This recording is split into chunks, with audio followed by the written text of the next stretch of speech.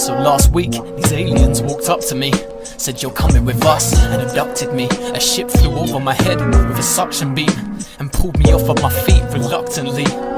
Next thing I knew, the ground had disappeared. I was on a table, two of them were sitting near. One walked over, leaned down and said, listen here, we come from a different time and a whole different year, a different world and a whole other galaxy. From your species' very inception, we've been dabbling. We've witnessed the greed, incompetence and savagery. You're some of the strangest beings we've come across in our traveling.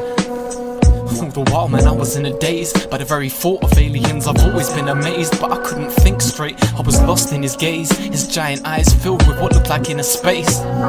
What do you want from me? I questioned him. He reached out his hand, said no need for questioning. Your species is in grave need of rescuing. This is our attempt at savior, so let's begin. He leaned forward, pressed his hand to my face, and at first I thought I was having hallucinations. The room twisted, light was running through the place, and next thing I knew I was in a completely new location. I heard his voice say this is the year 2030. I was in a city, the skies above were very murky. It looked like the world had been through an apocalypse. Buildings had smoke rising, crumbling and dropping bits. He spoke again, the future you see will ensue. The greed and ignorance of your kind is spinning through.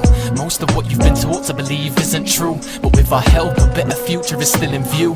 The system you're living in is broken, and the masses need to be awoken.